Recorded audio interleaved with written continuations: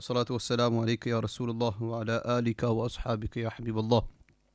الصلاة والسلام عليك يا نبي الله وعلى آلك وأصحابك يا خاتم النبيين. اللهم صل وسلم وبارك على سيدنا ومولانا محمد وعلى آل سيدنا ومولانا محمد صلى الله عليه وسلم عدد ما في علم الله صلاة دائمة بدوام ملك الله. اللهم صل وسلم وبارك على محمد وعلى آل سيدنا محمد صلى الله عليه وسلم كما ينبغي أن يصلى عليه. لا إله إلا أنت سبحانك إني كنت من الظالمين. لا إله إلا أنت سبحانك إني كنت من الظالمين. لا إله إلا أنت سبحانك إني كنت من الظالمين. سبحان الله بحمده عدد خلقه ورضا نفسه وزنة عرشه ومداد كلماته. الحمد لله نحمده ونستعينه ونستغفره ونؤمن به ونتوكل عليه ونعوذ بالله من شرور أنفسنا ومن سيئات أعمالنا. من يهده الله فلا مضل له ومن يضلله فلا هادي له. ونشهد أن لا إله إلا الله وحده لا شريك له. ونشهد أن سيدنا وسندنا ومولانا محمدا عبده ورسوله. قال الله تعالى في القرآن المجيد بسم الله الرحمن الرحيم والله يعصمك من الناس. وقال الله تعالى في مقام آخر وكل وعد الله الحسنى صدق الله العظيم. Dear viewers, Assalamu alaikum wa rahmatullahi wa barakatuh. Today, alhamdulillah, we are here for the second of the 10 days of programs that shall be broadcasted from the Jami Rasuliya and Allama Tayyib Naqshbandi YouTube channel. Inshallah, today's talk will be celebrating the life and the works of Hazrat Umar bin Khattab radiallahu ta'ala. Yesterday, you saw my honorable father discussing the virtues of Hazrat Umar Farooq radiallahu ta'ala from Sunni and Shia sources, celebrating the virtues described by Nabi sallallahu alaihi wasallam and the way the historians, and especially the Shia historians, come to describe the honorable life of Umar Farooq radiallahu ta'ala. As we have heard that from yesterday, आज के बयान में कोशिश की जाएगी कि जनाब उमर फ़ारूक रदियल्लाहु ताला अन्हु आपकी सियासी ज़िंदगी और सियासी तर्ज़ अमल, his political life, his political achievements, discussing his contribution towards the Muslim world, and not only the Muslim world but his contribution to the human race is what we shall inshallah be discussing today, and I shall be sharing that information with you. But quickly going over an overview, my talk today shall be divided in two. The first half I will be discussing the particular khasusiyat, achievements of Umar Farooq radiallahu ta'ala anhu in his life in general. And then the second part of the talk shall be regarding his governance and his political life as a Khalifatul Muslimin, Imamul Mu'mineen. And we shall start by remembering him as Sayyidi Ala Hazrat Rahmatullah Ta'ala alayhi remembers the titles of Umar Farooq radiallahu ta'ala, that he is Amirul Mu'mineen, Amirul Muslimin. He is the Naib of Rasulullah sallallahu alayhi wasallam. He is a Khalifa of the Messenger sallallahu alayhi wasallam. He is the Susar of Rasulullah alayhi salatu wasallam. He is the father-in-law of the Prophet sallallahu alayhi wasallam. Umar bin Khattab radiallahu ta'ala is no ordinary man. He is the one who lies with the Messenger sallallahu alayhi wasallam this very moment in the blessed grave of Rasulullah alayhi salatu wasallam, under the Sabz Gumbad of Aqa sallallahu alayhi wasallam. Pehlu mein jalwagah Atiqo Umar ki hai. As Umar Farooq and Abu Bakr Siddiq radiallahu ta'ala, both being in the companionship of Rasulullah alayhi salatu wasallam till today. And it doesn't come as a surprise that they are with the Prophet sallallahu alayhi wasallam now, because you have several hadiths. If you study the works of hadith, Nabi sallallahu alayhi wasallam, whenever he would set out to a battle, Sahaba Kiram alayhimur ridwan would land on the battlefield and they would pick up weapons and they would take on the kuffar in battlefield. But Nabi alayhi salatu wasalam never allowed Abu Bakr and Umar to actually join in a battlefield, ever. And the reason for that, when Sahaba Kiram asked, when Umar Farooq and Abu Bakr Siddiq wanted to give their lives for the Prophet sallallahu alaihi wasallam in defending Islam and the honor of Rasulullah alayhi salatu wasalam, Nabi sallallahu alaihi wasallam would respond by saying, I demand of your presence with me behind stage due to your wisdom and due to that military wisdom that you both hold. So he never allowed them to move on. So he always kept them with himself. And not only kept them with himself in Makkah, in Medina, in every ghazwa, in every battlefield, but kept them with him till the day of judgment in his blessed grave as well. Sallallahu alaihi wasallam. And he would always consult them whenever it came to any mashwara. Innama amruhum shura bainahum, Quran describes that there's great blessing in always taking a mashwara, seeking some form of counseling and consulting an advisory board. Allah subhanahu wa ta'ala describes in the Quran that is barakah in having such an advisory board. And the two sincere and most closest advisors of Rasul alayhi salatu wasalam were Umar Farooq and Abu Bakr Siddiq radiyallahu ta'ala anhuma. And this is hence why Sayyidi Ala Hazrat alayhi rahmah, he says in one of his poems, he says that फरमाते हैं कि दोनों हैं सरदार दो जहां, ए मुर्तज़ा अतीको उमर को खबर ना हो. That don't let Abu Bakr and Umar know but the fact that I am telling you, O Ali radiyallahu ta'ala, O Ali, I'm telling you that these two are my wazir, these two are my ministers on earth. And this is why the Prophet sallallahu alaihi wasallam said in another hadith that every Nabi has two ministers in the sky and two ministers on earth. And that my two ministers in the sky, in the heavens, are Jibreel and Mikael. And the two ministers of mine on earth are Abu Bakr and Umar radiyallahu anhuma. Umar Farooq radiyallahu ta'ala, moving quickly into his life. As I said, that my talk is divided in two. So in his general achievements overall, he's born in the year 583. And he passes away in the year 644 AC. And his Khalifa itself reigns from 634 till 644. So just under 12 years as Umar Farooq radiallahu ta'ala, he remained as a Khalifa. And his achievements in terms of land, if you consider the conquests of land and how much land he brought to the Muslim world, he had taken over 2/3 of the Byzantine Empire. Allahu Akbar. And took down the entire the Persian Empire, Sasanian Empire, as another the name has been described historically. The Sasanian Empire in its entirety, the Persian Empire, was taken down by Umar Farooq radiallahu ta'ala and had taken down 2/3 of the Byzantine Empire. Allahu Akbar. And through this conquest also brought the conquest of Jerusalem, of Palestine. Allahu Akbar. And that famous story I'll narrate to you quickly within a few words, where when he traveled with his slave and he was requested that if Jerusalem is to be conquered by the Muslims, that Amir al-Mu'mineen should come from Medina Munawwara and directly receive the keys of Bayt al-Maqdis, of Masjid Aqsa. As Umar Farooq radiallahu ta'ala, when he heard that this is their demand, then so be it. He took one slave with him.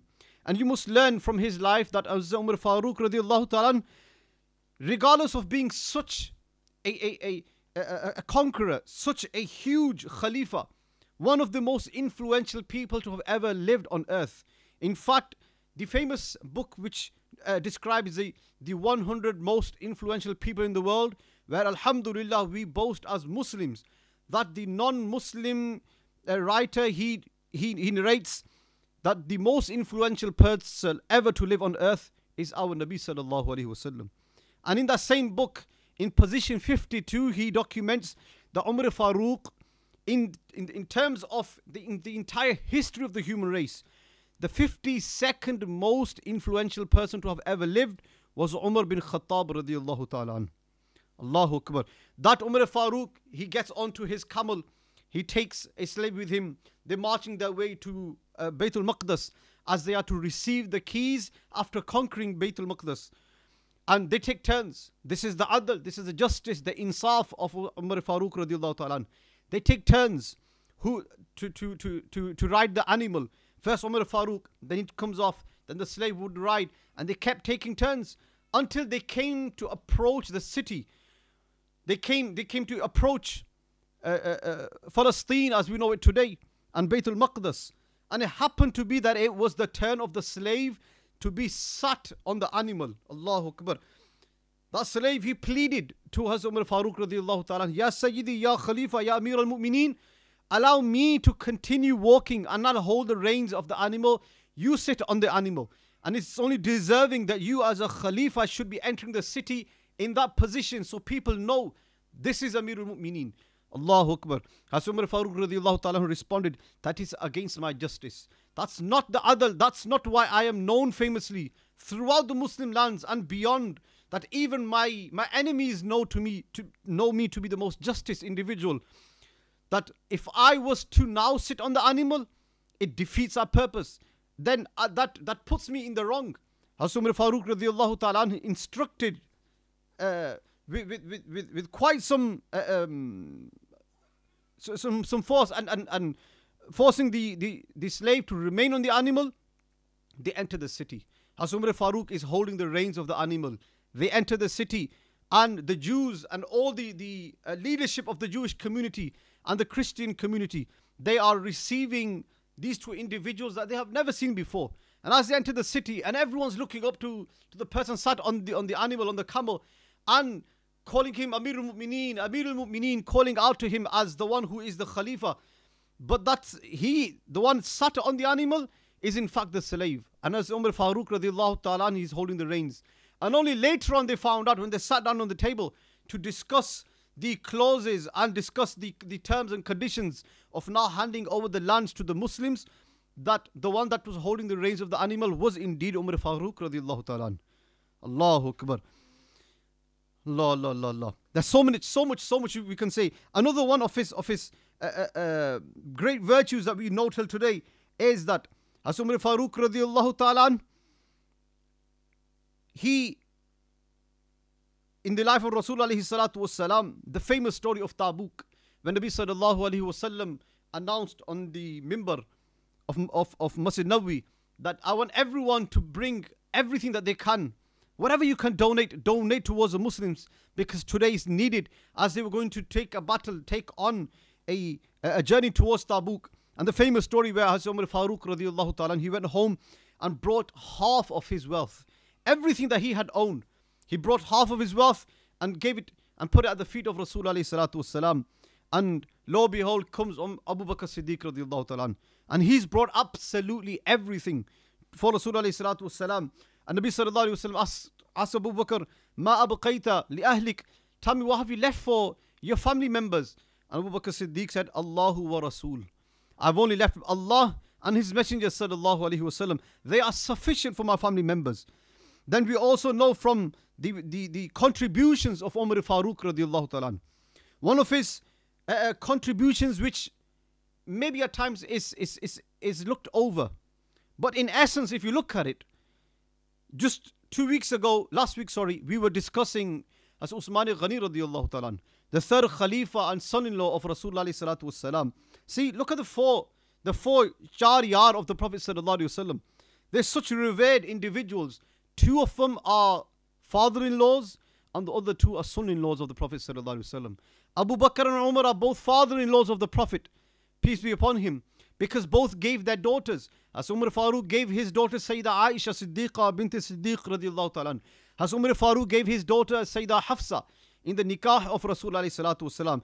And Nabi sallallahu alayhi wasallam gives his daughters Ruqayya and Kulthum to Uthman bin Affan radiallahu ta'ala, and gives his third daughter Sayyida Fatima radiallahu anha in the nikah of Mawla Ali Shir Khuda karramallahu ta'ala wajhul kareem.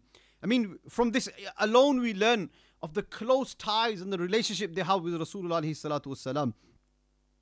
So Nabi alayhi salatu wasalam, Sahabi Umar Farooq, one of his virtues which are overlooked at times is that when we look at the compilation of the Quran Pak, the foremost name that we always remember is as Uthman Ghani radiallahu ta'ala for the cause, for him particularly for writing the first Quran with his blessed hand. And thus his virtue that he does hold. But in reality, if you consider the compilation of the Quran, the first individual to have that thought be put into his heart by Allah subhanahu wa ta'ala was Umar Farooq radiallahu ta'ala. Because after the Battle of Yarmouk, in which Musaylima Kadhab, he had announced prophecy, Hazrat Abu Bakr Siddiq radiallahu ta'ala, he sent all the Sahaba Kiram to defend the Khatmun Nabuwah of the Prophet sallallahu alaihi wasallam. You know, in the life of Abu Bakr Siddiq radiallahu ta'ala, the law was that none of the Badri Sahabas were allowed to join any war because of the stature they held and because of their age and because of their contributions in the life of Rasul alayhi salatu wasalam. They were such valuable assets in his sallallahu alayhi wasallam's life that he could not afford to lose any of them. So the Badri Sahabis were not allowed to take part in any wars in the life of Abu Bakr Siddiq radiallahu ta'ala. But when it came to Musaylima Kadhab and defending the honor of the Khatmun Nabuwah of the Prophet sallallahu alaihi wasallam, Janab Abu Bakr Siddiq radiallahu ta'ala, he repeals his own decision. He changes his own law and now dictates that whether you're Sahabi or non-Sahabi, when it comes to defending the Khatmun Nabuwah of the Prophet sallallahu alaihi wasallam, no Sahabi shall be spared, no one stays home. Every Sahabi goes out to defend the Khatmun Nabuwah of Nabi sallallahu alaihi wasallam. And after that battle, we saw that over 1,600 Sahaba Kiram were martyred. And majority of them were Huffaz. They were those that had memorized the Quran by heart. Hazrat Umar Farooq radiallahu ta'ala, he sat back and he saw that we've lost so many Huffaz of the Quran. If this continues and we lose more and more companions and those that are Huffaz of the Quran, then there may come a day where Quran, the preservation of the Quran is at risk. Hazrat Umar Farooq radiallahu ta'ala, he confronts Abu Bakr Siddiq radiallahu ta'ala, who is the Khalifatul Muslimin, and says, "Oh Abu Bakr, I believe we should compile the Quran." Abu Bakr Siddiq radiallahu ta'ala responds, he says, "Oh Umar, I shall never do anything that my Nabi sallallahu alayhi wasallam did not do." Both had fair positions. Abu Bakr Siddiq believed in following strictly the method of Rasul alayhi salatu wasalam. He did not compile the Quran. I shall not do too. But Umar Farooq was seeing, his sight, his vision, he could see beyond many people. This is why when we come to discuss in the second part of my discussion today, him as an orator, him as having the leadership skills. This is why Nabi sallallahu alaihi wasallam said that "Law kana ba'di nabiyyun lakana Umar bin Khattab." That had there been a position of another prophet after me, if there had been a position, a possibility of a Nabi after me, then it would have been Umar bin Khattab. And the reason for that was because of that intelligence, because of that vision he had. He could foresee many things beyond many people. Hence why 18 ayat, Imam As-Suyuti rahimahullah describes that there are 18 ayat of the Quran that were revealed upon the opinion of Umar Farooq radiallahu ta'ala. And the reason was that whenever it came to a major decision, as Umar Farooq's input in that mashwara, in that consultation amongst the lead companions of the Prophet sallallahu alaihi wasallam, Umar Farooq's mashwara was so excellent, was so on point, that Nabi alayhi salatu wasalam would not only accept that mashwara of his, but Allah subhanahu wa ta'ala would also reinforce, would also convey the same message through the ayat of the Quran. Hazrat Umar Farooq approaches Abu Bakr Siddiq and says, "We must compile the Quran." That's a dispute of opinion. But yet, after this battle, when so many companions had lost their lives, Abu Bakr Siddiq then came back to Umar Farooq and said, "Oh Umar, Allah subhanahu wa ta'ala has now opened my chest, has opened the door of wisdom to me and has allowed me to see what you were seeing. So therefore we must now start to compile the Quran." And the first step that was taken towards compiling the Quran was to now first bring together all those artifacts which held the verses of the Quran, whether it was leather, whether it was stones, whether it was palm trees, it was cloth, it was paper, wherever the Quran was found, all those artifacts of the Quran were now brought together. But I ask the viewers, who initiated this thought? Who had this first sight, that insight that he had, that we must compile the Quran? It was Umar Farooq radiallahu ta'ala. This is one of his great contributions towards the Islam. And Allahu Akbar, he lived such a simple life. Hazrat Umar Farooq radiallahu ta'ala. One of the startling things in his life that you will notice is the simplicity he had. look at the status, the rank he had. Umar bin Khattab is that name that when you mention it in the cause of the enemies, their legs would tremble. They would tremble with fear that Umar, you talk of Umar, there, I mean, you like we see in our Urdu language that the colors of their face would change every second. Every time they would hear the name of Umar bin Khattab, I mean, so many thoughts would cross their mind in terms of, I mean, due to the fear that would come with the name of Umar Farooq radiallahu ta'ala. But yet in Medina Munawwara, as Umar Farooq radiallahu ta'ala, he prefers to live in a hut. And a hut made of straw, and the roof of it is made with palm tree. This hut has no doors, and that's where he prefers to spend his evenings. He walks the streets of Medina Munawwara without any security. I mean, his reign is all the way from Persia to the doors of Constantinople. That's how far Umar Farooq radiallahu ta'ala anhu's conquest and his battle has taken him. That's how much land he has conquered, from the borders beyond the borders of Iraq, getting it into Iran, and almost hitting the borders of Afghanistan. Right from there, moving on towards Palestine and leading towards 2/3 of the Byzantine Empire.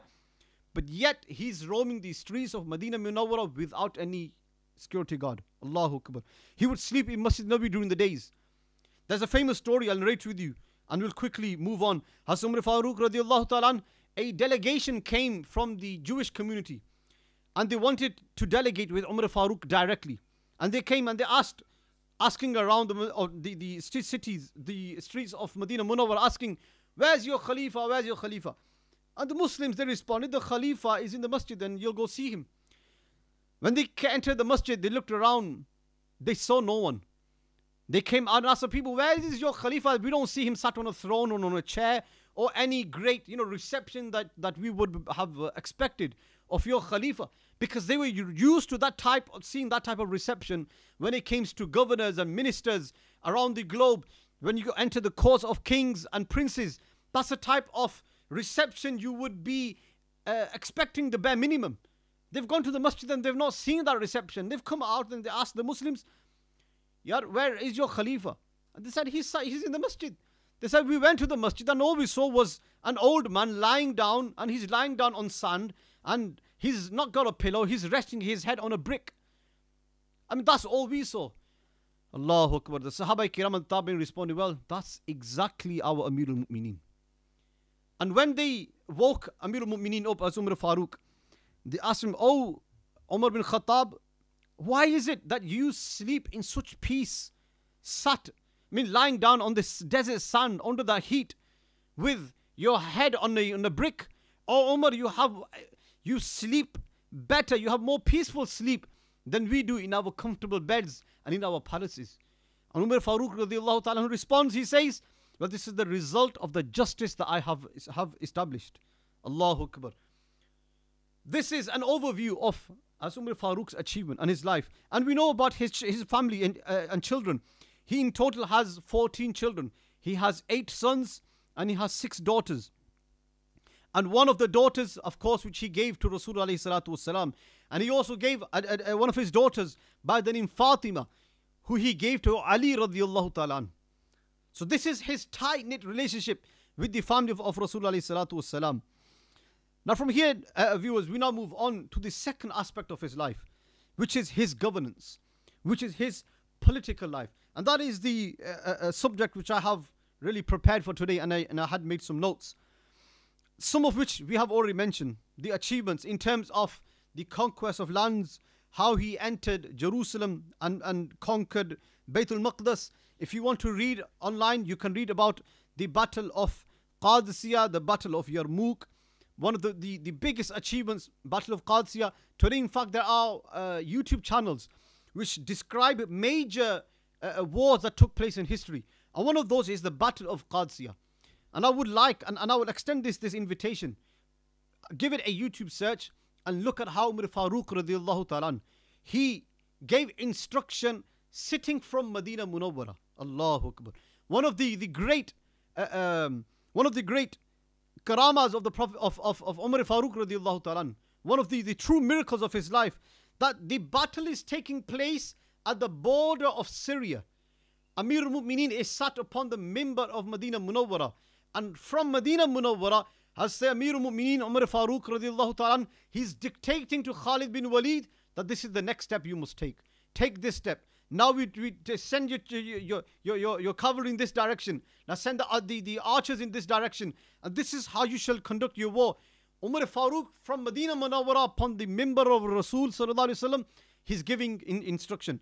Umar Farooq's instruction can be heard 7 layers down the earth when an earthquake hits Medina Munawwara. Hazrat Umar Farooq radiallahu ta'ala, he came into Jalal, and he was short-tempered anyway. Umar Farooq radiallahu ta'ala. And one of the things that the historians do describe, that at the beginning of his Khilafah, one of the things that Umar Farooq radiallahu ta'ala had to do was he had to gain the public's confidence. And a lot of the public weren't confident in Umar being Khalifa because of his temperament, because of his strict order. He was a man of discipline. He was an administrator, an orator by nature. And anybody that has met people and you sit with some of the elders and those that are born leaders, you will know that such people have very strict rules. They have discipline in their life. The do's and don'ts, timings, everything has to be as straight as an arrow. Amir al-Mu'mineen radiallahu ta'ala wanted the ummah to be in the same way. He wanted the entire ummah to unify, wanted the entire ummah to be one ummah, to be as straight as an arrow. And that's what he had achieved. Amir al-Mu'mineen radiallahu ta'ala, when he saw that there's an earthquake in Medina Munawwara, he got off from the mimbar and he stamped his foot on the floor really hard. And he spoke to the earth and he said, "O earth, O Zameen, has Umar not established justice upon you? Then why is the reason that you now quake right now and you cause chaos on land? When Umar has not allowed any chaos and he's caused unity and peace upon land, upon earth, then how dare you cause distress to the people on earth?" And the moment as Amir al-Mu'mineen put his foot on the floor, the entire ummah noticed that the earthquake that had come to Medina had gone straight away. We know of the story of the river Nile. When the river Nile stopped flowing, Amir al-Mu'mineen radiallahu ta'ala, he wrote a letter. Literally, he wrote a letter and he gave to Sahaba Kiram, "Take this letter and throw into the Nile." Allahu Akbar. When they threw into the Nile, the water started to flow again. And the story was that there was a drought, a long drought. As Amir al-Mu'mineen radiallahu ta'ala anhu's 12 years Khilafah was not an easy 12 years. There was famine, there was droughts. And some of through the famine, we know that there was in the battles that took place just outside Jerusalem in Jordan, because Jordan and Jerusalem, Palestine, they are bordering countries. Those that have traveled to Jordan have noticed that there are many graves of the Sahaba Kiram alaihim ridwan and the Ahlul Bayt, those that died from a famine in that time. Amir al-Mu'mineen radiallahu ta'ala wrote a letter to the river Nile and said to the river Nile, "O river Nile, if you are running because of Allah subhanahu wa ta'ala's instruction, then I, Amir al-Mu'mineen, Khalifatul Muslimin, instruct you that by Allah you must start to flow right now." Allahu Akbar. There and then the river Nile starts to flow. The river banks are now starting to fill.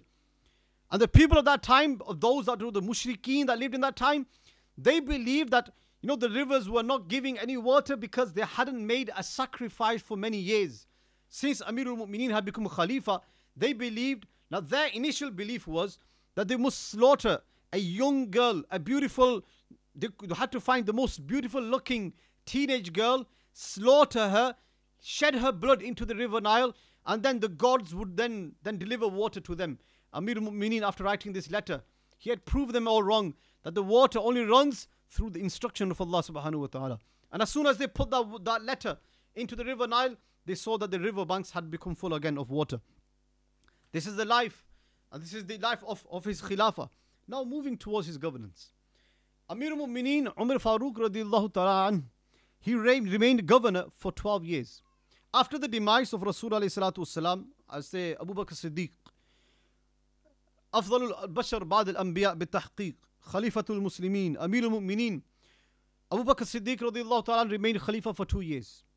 After his demise, As the Umar Farooq radiallahu ta'ala was appointed as a Khalifa. He remained a Khalifa for 12 years. We've already described the lands and the political powers that he had taken down.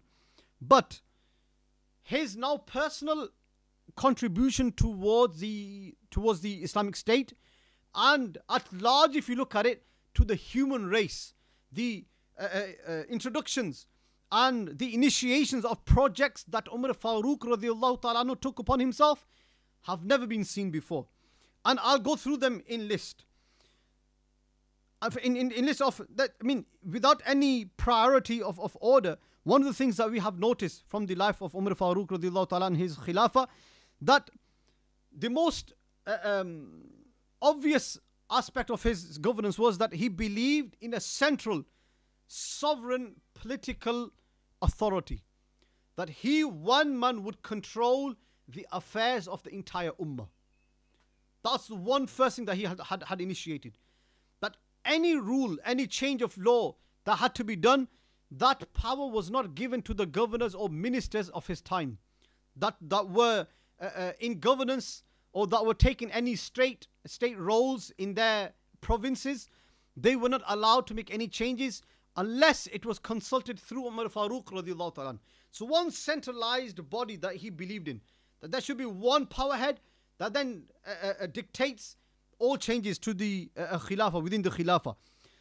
And the execution of those laws was then distributed by appointing ministers and sub-ministers within provinces.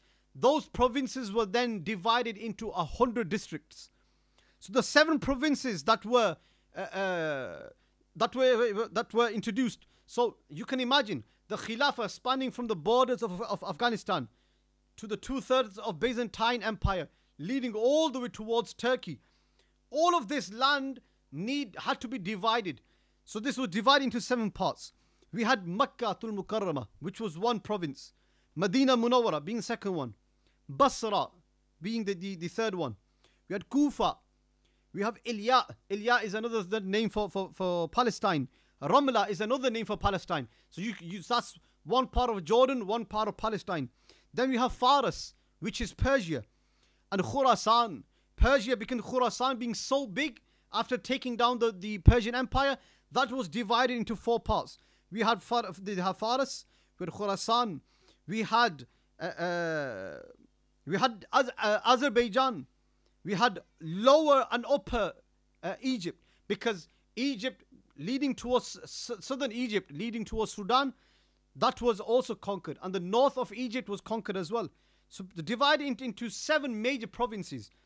That was further divided into 100 districts. This was the political vision of Umar Farooq radiallahu ta'ala.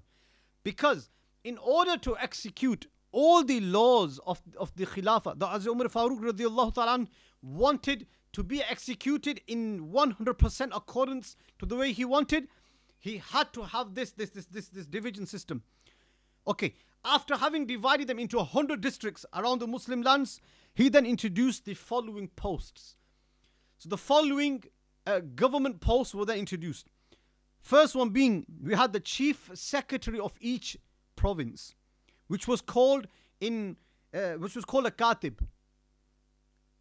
And the reason, now, if you just step back for one moment, my viewers, the reason why he was able to achieve all of these things was that Umar Farooq radiallahu ta'ala, being an administrator, he was from one of the pioneers of strict administration. Every change that was made during his Khilafah, Hazrat Umar Farooq documented every single one. He had people that would document every change that was taking place. This picked up later on. The Romans picked it up. The Persians later on picked it up. And many other empires picked up the fact that we should document every little change, because it would now allow them to have strict governance, have balance and check and order for every minister that was coming. And these ministry roles that I'm going to mention to you, I must also mention here that each administrative role that was given was for a limitation of 2 years only. Every 2 years, the minister must be changed. Another law which he introduced.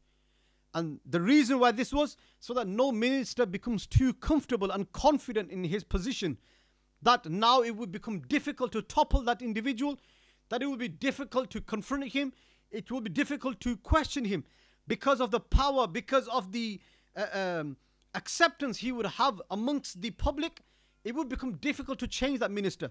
And so Umar Farooq radiallahu ta'ala would have a Sahabi, have a Tabi, or whoever it was, that governor would only govern for 2 years, no more than that.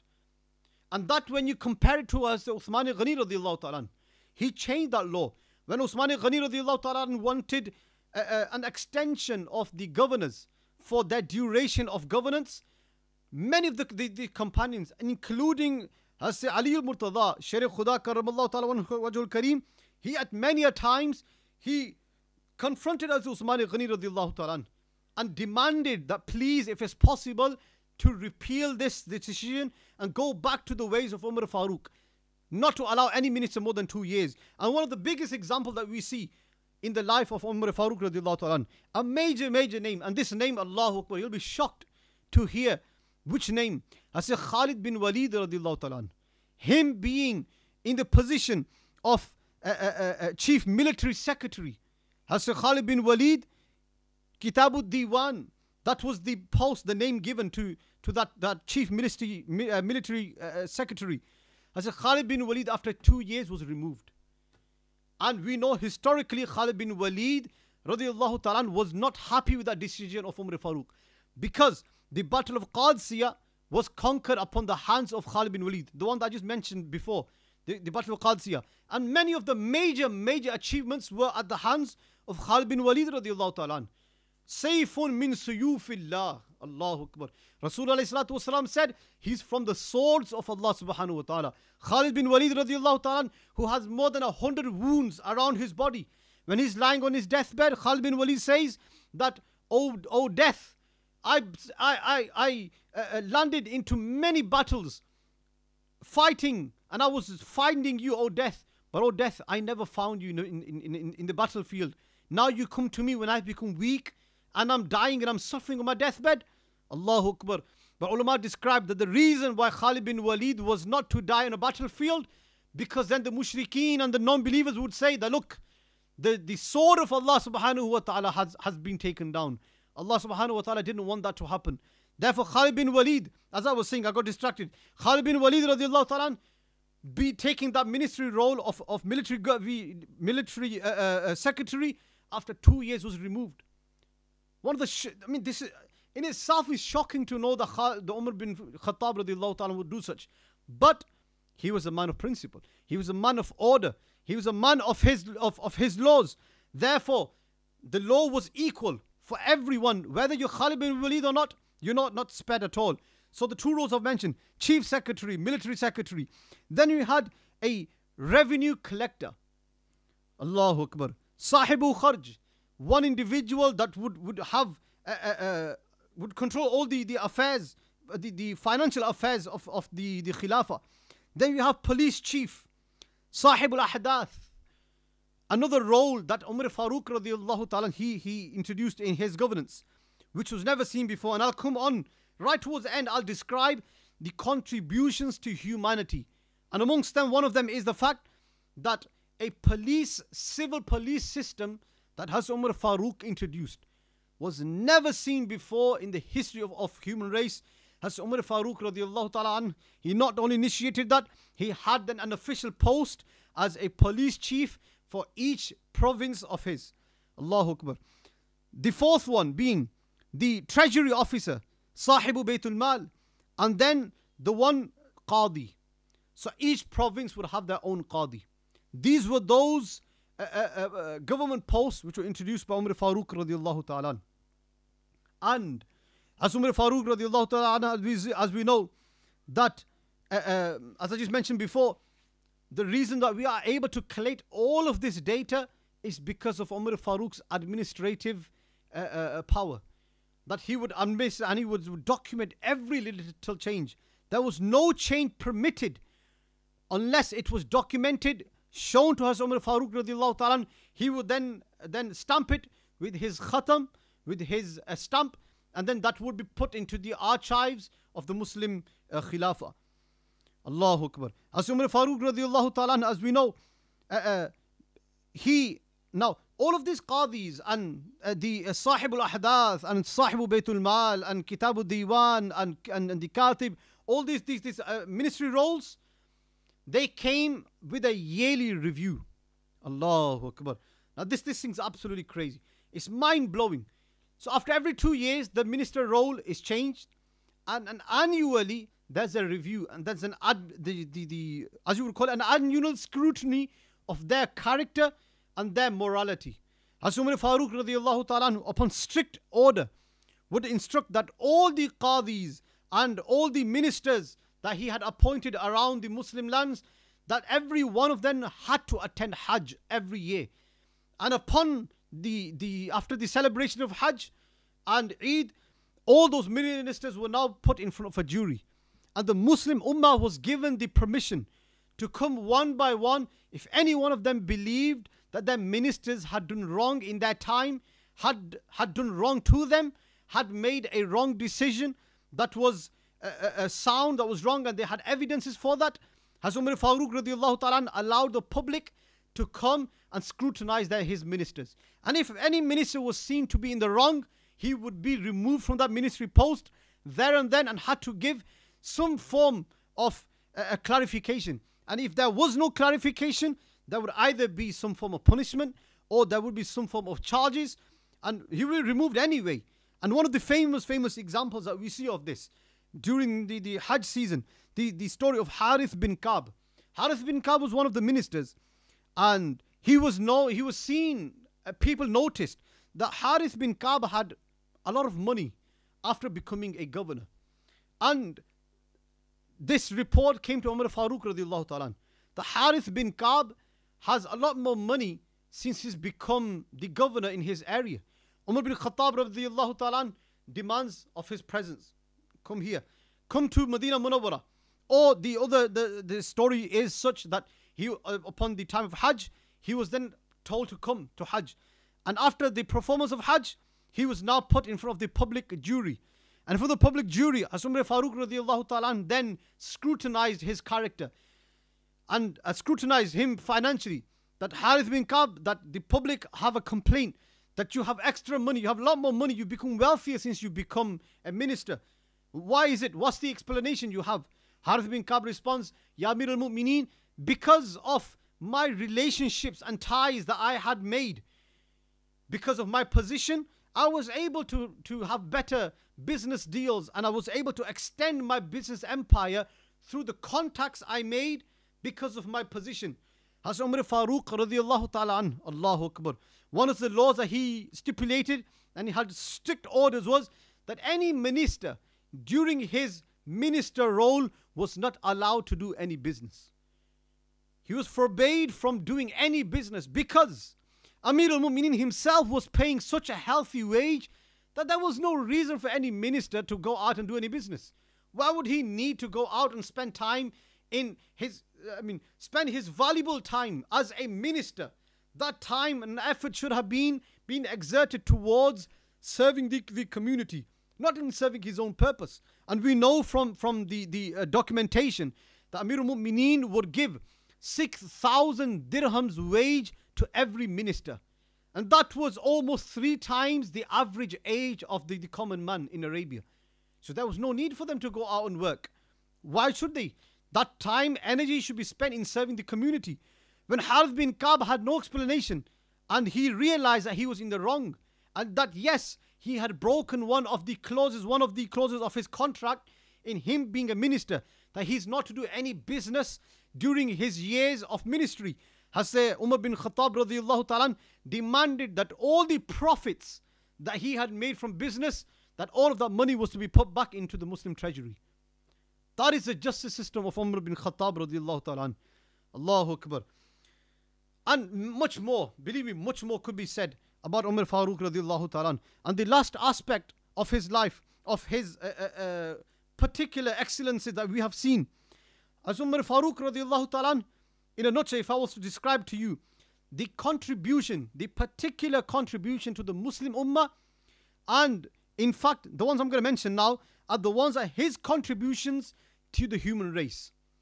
And we can confidently say that Umar Farooq's law and order and the laws that he had put down and his style of governance, majority of it, we can see some resemblance of it in the Western world. And if I was to say in another way, we also can confidently say the majority of the principles that the Western world lives by were taken from the life of Umar Farooq radiallahu ta'ala, from the contributions that he made. And I'll go through them one by one. One of the first things that he introduced was that he introduced a department of complaints against officers of the state. Never done before. I'll repeat again. A department of complaints against officers of the state. And the reason this was done, to keep law and order, and in order to scrutinize and remove any form of corruption in the Muslim world. And one of the most founding principles, if you study the lives of, the conquest and the achievements of any civilization, civilizations that have lasted, civilizations that have been remembered till today, and any civilization to thrive today can only thrive upon justice. Whether you are a minister, whether you're a landlord, whether you're a millionaire, a billionaire, no matter what position you have in that state or in that region, unless there isn't law and order and unless there isn't justice, there is no way you can have fairness. There is no way you can have peace in that land, because the people in positions of authority, people higher up in the hierarchy system, in the sovereignty hierarchy system, they would of course abuse their position, and people below them would be denied of their rights, and they would then deny people below them. If you look at the issues with the poor countries, which we now would commonly describe as the third world countries, the reason that they don't succeed and they are not doing well is because of corruption. As Umar Farooq radiallahu ta'ala, the one thing that he achieved, the first thing was to have a department of complaints against officers of the state. If there are any complaints, it's brought to the table. As Umar Farooq will deal with it there and then. If he was to be removed, he's removed. If he's to be charged with any fines, he will be charged and removed from his post. And this was the reason why there was such law and order in the Khilafah of Umar Farooq radiallahu ta'ala. Then he had another contribution to humanity, not just the Muslim lands, but to humanity, is a public ministry system of records. I repeat, a public ministry system of records, which I've mentioned 3-4 times so far, of the documenting of any administrative changes that would take place. Everything would be documented. Third one, the police force for civil order. Allahu Akbar. Before this initiation of Hazrat Umar Farooq radiallahu ta'ala, this has never been seen in human civilization. A police force for civil order. Every province, every district, the 100 districts that were divided, and the major provinces there was a centralized policing system that was introduced by Umar Farooq radiallahu ta'ala. Number 4, as Umar Farooq radiallahu ta'ala, after conquering Jerusalem, he allowed the Jews to settle into Jerusalem. That is something that the Muslims boast till today. Where the Christians had denied the Jews access to Palestine because they were the controlling dominant force at that time, the Romans and the Christians, they had removed all Jews from these sacred lands. When Hazrat Umar Farooq radiallahu ta'ala, when he conquered Jerusalem, he allowed, I believe, 70 households, Jewish households, to return back to Jerusalem, back to their lands, and gave them back their homes. This was the justice system of Umar Farooq radiallahu ta'ala. And this was the first time in history where Jews, Christians and Muslims lived alongside one another in peace. Umar Farooq radiallahu ta'ala, just alongside, en route to Jerusalem, he saw that there was a huge church, a Jewish church, a synagogue, that he had seen en route towards Jerusalem. And when he returned, he saw that synagogue was no longer there. He stopped and paused, and he asked the people, I'm sure I saw a synagogue en route towards Jerusalem. Where's the synagogue gone? And he found out that the Muslims had destroyed the synagogue and were building a masjid in its place. Amir al-Mu'mineen radiallahu ta'ala, he was furious. He already been short-tempered. After seeing what the Muslims had done, he instructed for the demolition of the masjid and had then the instruction of that synagogue to be built over again, back to the way it was before it was destroyed. And the Jews till today remember Amir al-Mu'mineen radiallahu ta'ala as to be highly sensitive when it came to different religions, and be highly sensitive to preserving the feelings of the Christians and the Jews, only so that this in essence would only grow the honor and respect of the Muslims in the eyes of Christians and the Jews. Number 5, Amir al-Mu'mineen radiallahu ta'ala, he was the first and he was a founder of fiqh, of jurisprudence.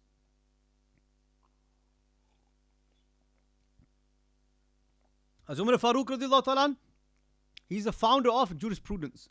He in himself was he was the biggest faqih of this ummah. Arguably, you could say so. Of course, we have the Aimma Arba, Imam Adam wa Hanifa, Imam Malik, Imam al-Shafi, Imam Ahmad bin Hanbal, who brought together schools of thought. But Umar Farooq radiallahu ta'ala being the first faqih because of his vision that he had. Number 5, he established Baytul Mal, a finance institution. Amir al-Mu'mineen Umar Farooq radiallahu ta'ala, he established Baytul Mal, a finance institution. Allahu Akbar. 1, 2, 3, 4, 5, 6. And number 7, we know, as Umar Farooq radiallahu ta'ala, he was the first individual ever in the history of human civilization to introduce child benefit. One thing that we people in the West, and especially I speaking from UK, those that are viewing from UK, we know and we benefit from this hugely. Every family, every household takes child benefit. And who had introduced it? Who initiated this? Amir al-Mu'mineen Umar Farooq radiallahu ta'ala. He also introduced what we now today know as PIP, disability allowance, or DWP, disability allowance. Amir al-Mu'mineen radiallahu ta'ala, when he saw many veterans that came back from war, that they had injuries, severe injuries that did not allow them to take on work or to financially aid and support their family members. Amir al-Mu'mineen, when he saw such happening, he then introduced disability allowance to all the veterans. Never seen before in the history of any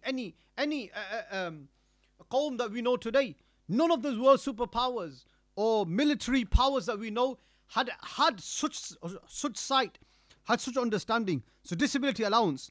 Allahu Akbar. Another one, pensions.